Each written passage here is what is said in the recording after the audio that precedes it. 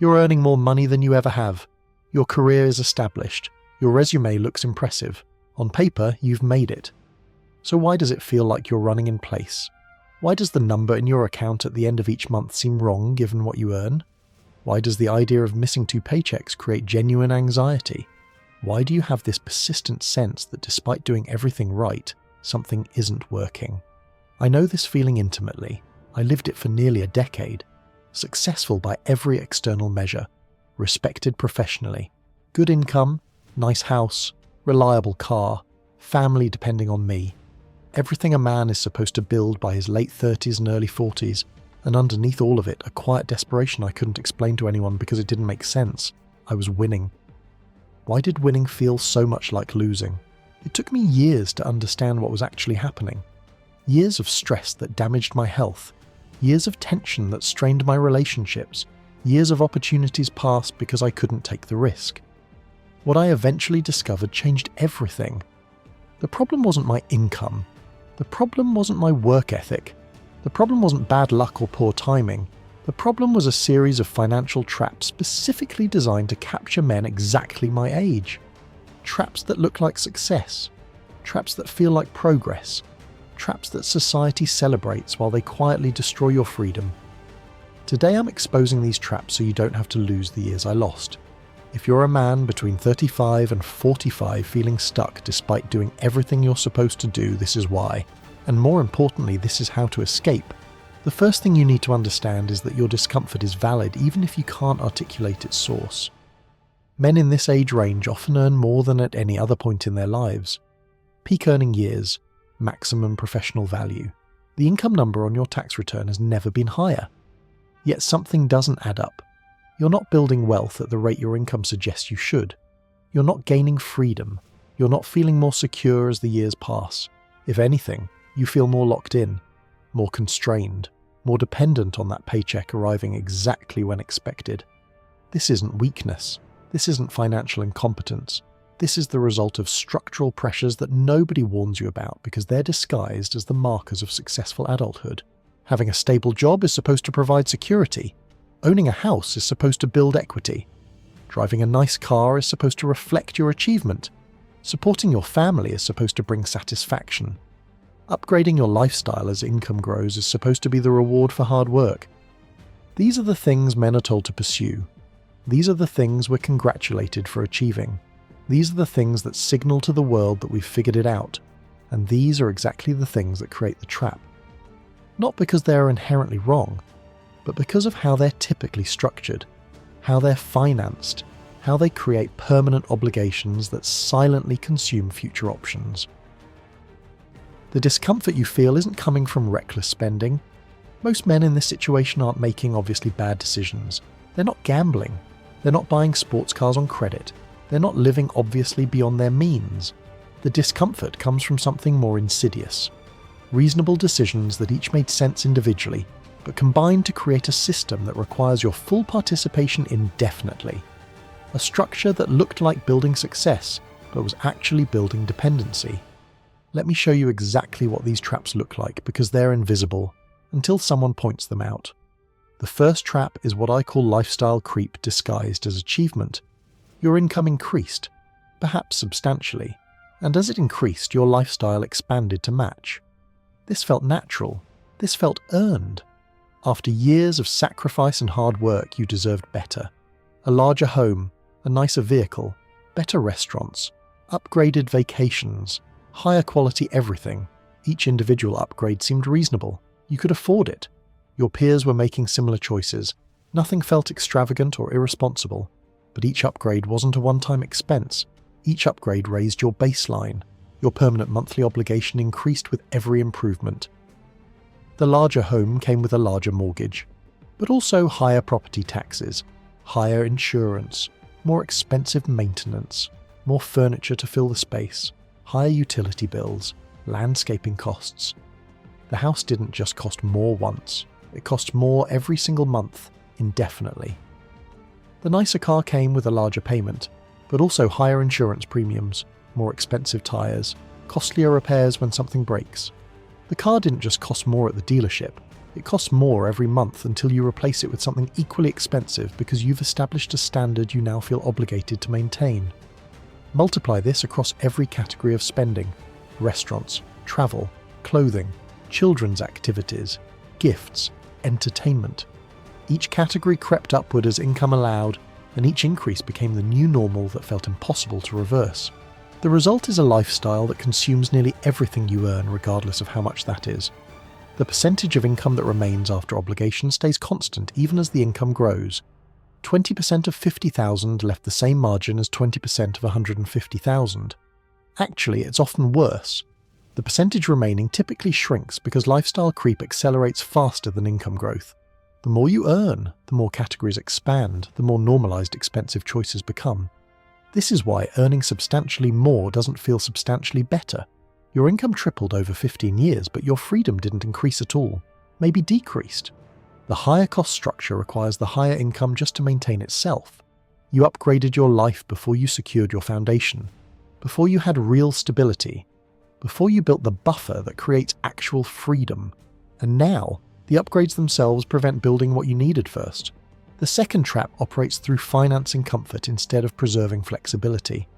Modern financial products are designed to make life easier right now. You don't need to save for a car. You can finance it. You don't need to wait until you can afford furniture. You can put it on a payment plan. You don't need to delay gratification. You can have everything immediately and pay over time. This accessibility feels like freedom. You can have what you want when you want it. You don't have to wait like previous generations did. But this immediate access trades something valuable for something temporary. It trades flexibility for comfort. Flexibility is the ability to handle unexpected events without catastrophe. Flexibility is the ability to take a risk on a new opportunity. Flexibility is the ability to say no to work that damages your health or dignity. Flexibility is the ability to wait for the right moment instead of being forced to accept whatever is available. Comfort is how you feel today, this month, this year. When you finance things, you're converting future flexibility into present comfort. The car is pleasant to drive, but the payment obligates your future income for years.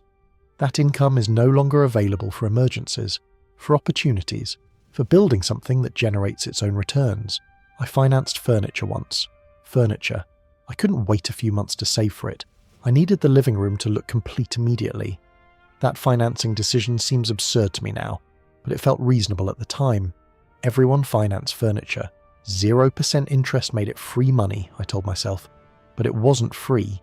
It obligated income. It reduced flexibility. It established a pattern where immediate comfort always won over accumulated capability. Men between 35 and 45 have often financed much of their lives. The house, the cars, the education, the home improvements, the major purchases, perhaps even vacations and lifestyle expenses through credit cards that never quite get paid off. Each financing decision made sense individually, but combined they create a web of obligations that captures nearly all available income before it can build anything permanent. The money is spoken for before it arrives. The flexibility is already traded away. This explains the anxiety about missed paychecks. When your lifestyle is financed, you're not living on your assets, you're living on cash flow. The moment cash flow stops, the entire structure begins collapsing. The stakes of any disruption become catastrophic because there's no buffer. Everything depends on income continuing uninterrupted indefinitely. This is not stability. This is fragility disguised as prosperity. The third trap involves accumulating obligations that permanently raise your break-even point. Your break-even point is the minimum income required to maintain your current life without going backward. Below this number, you're depleting savings or accumulating debt. At or above this number, you're surviving. Many men don't know their exact break-even number. They've never calculated it, but they feel it. That sense of pressure, that awareness that substantial income barely creates breathing room. The trap is saying yes to commitments that raise this number permanently without consciously choosing to accept the constraint. Co-signing a loan for a family member. That obligation now affects your credit and potentially your cash flow. Enrolling children in private school. That tuition is now a fixed annual expense that will continue for years. Agreeing to support extended family. That commitment creates ongoing financial pressure that reduces your options. Upgrading to a house with higher ongoing costs. That decision raised your break-even permanently. Each yes was made for good reasons: family, opportunity, responsibility, care. These aren't frivolous choices, they're often admirable choices, but each yes came with a cost that extends indefinitely. The obligation doesn't end after the initial decision, it continues, it compounds with other obligations, and it raises the minimum income required to survive. Men in this age range have often accumulated many such obligations over years. Each individual commitment seemed manageable, but the total burden, when all obligations are summed, leaves almost nothing.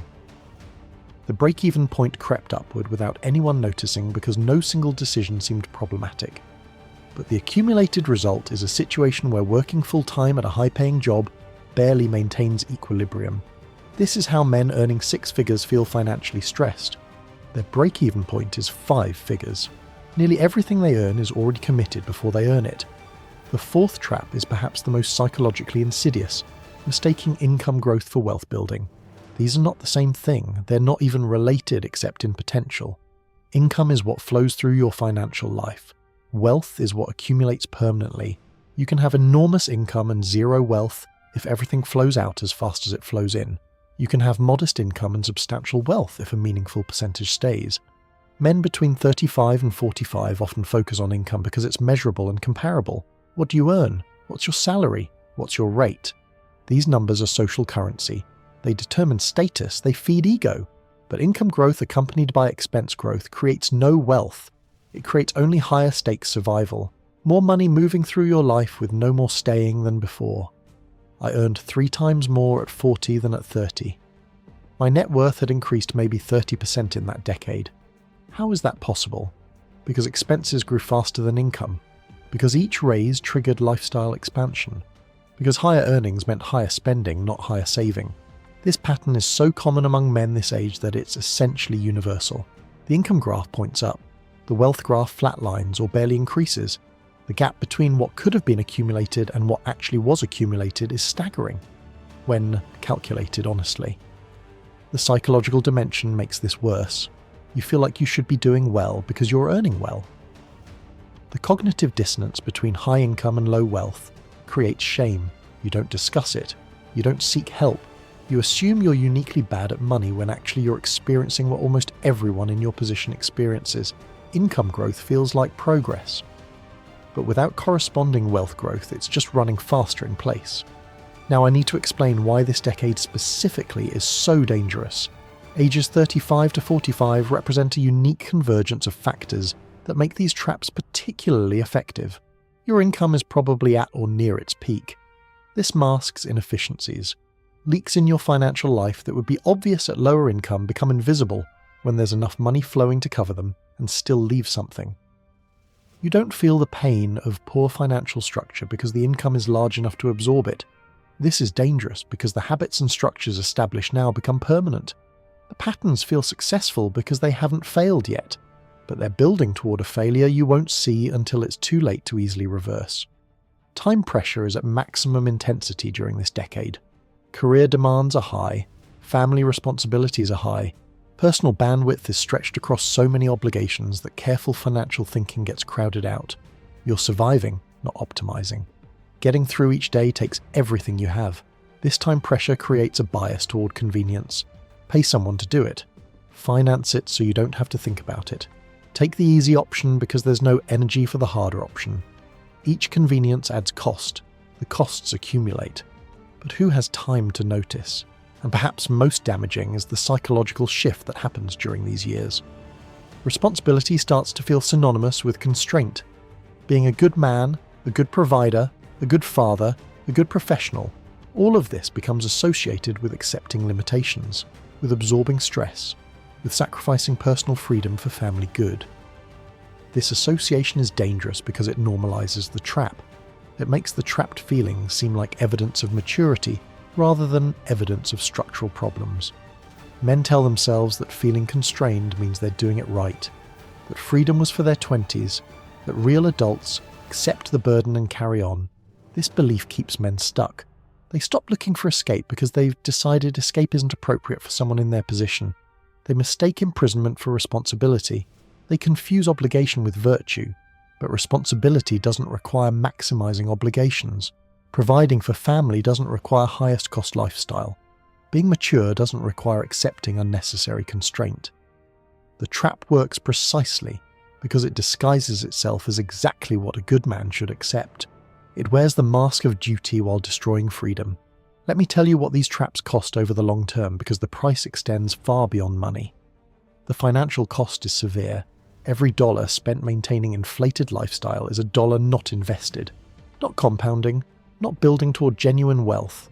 A 40-year-old has roughly 25 years until traditional retirement. Money invested now has significant time to grow. But money consumed by lifestyle obligations doesn't exist to invest. The compounding that would have occurred never happens. I've calculated what my lifestyle creep cost me in lost investment returns. The number is genuinely painful. Not thousands. Hundreds of thousands that would have existed had I maintained a stable lifestyle while my income grew and invested the difference. This delayed compounding affects everything downstream: retirement timing, financial independence, ability to help children, capacity to weather setbacks, options in later life. All of it is reduced by the spending that seemed reasonable in the moment. Beyond finances, the chronic stress of high obligation living damages health. You might not notice it in your 30s. By your 40s, it's becoming visible. Poor sleep, weight gain, blood pressure changes, reduced energy. These aren't just aging. These are partially the physical manifestation of years under financial pressure. The stress affects relationships. The man worried about money is present physically but absent emotionally. The tension leaks into interactions with spouse, children, friends. You're shorter-tempered, less patient, less fun. The worry occupies mental space that should be available for connection. And perhaps worst is the feeling of being trapped. Success on paper that doesn't equate to freedom in reality. You can't take the risk on the business idea because you can't afford income disruption. You can't leave the job that's destroying you because the lifestyle requires that specific income. You can't make the move to a better situation because the costs of transition are prohibitive. The trap limits not just your present, but your future possibilities. Doors close because you can't afford to walk through them. Opportunities pass because you can't absorb the uncertainty. Life becomes smaller even as the income grew larger. This is what the traps ultimately cost. Not just money, options, freedom, health, relationships. The full expression of who you could have been if you weren't shackled to obligations you didn't consciously choose. So how do you escape? Because escape is possible even for men already deep in these patterns. The first step is auditing your obligations with complete honesty. List every recurring financial commitment, every payment, every subscription, every obligation, mortgage, car payments, insurance, utilities, phone plans, streaming services, gym memberships, children's activities, tuition, support payments, everything. Total these obligations. See the number. That's your current break-even point. That's the minimum you must earn every month to avoid going backward. Now, evaluate each item. Not whether you can afford it, whether it's necessary, whether it provides value proportional to its cost, whether it serves who you are or who you're pretending to be. Most men who do this exercise discover substantial obligations that could be eliminated or reduced without meaningful quality of life loss. The third streaming service nobody watches. The gym membership unused for months. The car payment for a vehicle more expensive than necessary. The house larger than needed now that children have left or habits have changed. Eliminating unnecessary obligations directly lowers break-even. Lower break-even means more of your income becomes discretionary. More discretionary income means ability to build wealth, ability to create buffer, ability to restore flexibility. This audit must be ruthless. The ego wants to justify every expense. The ego says you've earned this lifestyle, you deserve these things. Reducing is moving backward. Ignore the ego. The ego got you into this trap. The ego will keep you there. The second step is separating your identity from your lifestyle. Much of lifestyle inflation comes from psychological needs, not material needs. The bigger house signals success, the nicer car signals achievement, the expensive clothes signal status. These signals are for other people, or more accurately, for the version of other people that exists in your imagination. Most people aren't paying attention to your signals. They're too busy signaling themselves. When you tie your identity to possessions and lifestyle, reducing them feels like becoming less. like failing, like moving backward on some scoreboard of life. This association must be broken. You are not your house. You're not your car. You're not your lifestyle. These are tools. They're useful or not useful. They serve your actual life or they drain it. But they're not you. The man who drives a modest car by choice because he values freedom over appearance isn't less successful than the man driving a luxury vehicle financed at the edge of affordability. He might be more successful. He certainly has more options. Redefine what success means to you. Measure it by flexibility, by peace of mind, by options available, by the absence of financial anxiety, by the presence of genuine wealth that would sustain you through disruption. This redefinition takes time because the old definitions are deeply ingrained. Society reinforces them constantly. But each time you consciously choose flexibility over appearance, the new definition strengthens. The third step is reclaiming optionality through deliberate choices. Every financial decision either increases or decreases your options. Buying the bigger house decreases options. Building savings increases them. Financing the new car decreases options. Paying cash for adequate transportation increases them. Taking on new obligations decreases options. Eliminating existing obligations increases them. Start evaluating decisions through this lens. Not just whether you can afford something, whether having it increases or decreases your freedom. The goal is reducing fixed costs and increasing liquid assets. Lowering what you must earn while building what you could access if needed. This might mean downsizing housing, selling the house with the large mortgage for something smaller with lower ongoing costs. This feels like retreat until you experience the relief of lower break-even. This might mean driving less car, trading the finance vehicle for something owned outright. This feels like loss of status until you notice the monthly payment disappeared and the money now builds rather than depletes. This might mean renegotiating or eliminating obligations, talking honestly with family about what you can sustain, restructuring commitments that seemed permanent. This feels uncomfortable until the relief of reduced burden becomes apparent. Small adjustments compound over time. Reducing expenses by $500 monthly creates $6,000 annually for investment. That $6,000 grows into significant wealth over the working years remaining. The adjustment seems small, the cumulative impact is enormous, and understand this perspective because it changes everything. Providing for your family does not require locking into the highest cost lifestyle available. Your children don't need the most expensive house. They need a stable home with present parents who aren't destroyed by financial stress. Your spouse doesn't need the maximum lifestyle your income can theoretically support. They need a partner with energy and optimism who isn't grinding through each day under invisible pressure. Stability and freedom create a better environment for everyone you love than impressive lifestyle with hidden fragility. The man with options is more valuable to his family than the man with possessions. Options mean you can handle setbacks. Possessions mean you're vulnerable to any disruption. Freedom and low break-even improve everything. Your decision-making improves because you're not desperate. Your confidence grows because you're not dependent. Your opportunities expand because you can take risks. Your relationships improve because you're not consumed by worry. True wealth is not measured by what you own or what you earn. True wealth is measured by flexibility, by options, by peace of mind, by the ability to act intentionally rather than reactively. These traps steal all of that. They take men who should be building toward freedom and lock them into elegant prisons that look like success from the outside. The traps aren't your fault. They're not about laziness or irresponsibility or poor character. They're about visibility, about patterns disguised as achievement, about structures that capture before you notice the bars forming. Recognizing these traps is the first step toward freedom. You can't escape what you don't see, and now you see. With intentional choices, even men mid-career with years of these patterns established can regain control, can reduce the break-even, can build actual wealth, can restore flexibility, can create the freedom that high income was supposed to provide but somehow didn't. It requires honesty about where you are, willingness to make changes that feel uncomfortable initially, patience as adjustments accumulate into transformation. But it's possible, completely possible. Men do it regularly. They escape these traps and wonder why they waited so long, wonder why they tolerated the stress for years, wonder why they thought the trap was normal. Don't wait years like I did. Don't accept constraint as the inevitable price of adulthood. Don't let these traps consume your best remaining decades.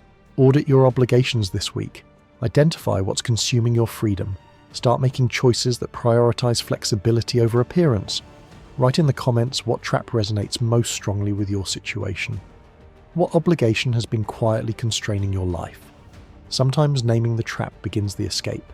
Share this with a man you know who seems successful but stressed, who earns well but has no peace, who looks like he's winning but confides that something feels wrong. He might not know these traps exist. He might think the problem is him. Show him it's not. The traps are real. The escape is also real. Your freedom is waiting on the other side of choices you've been avoiding.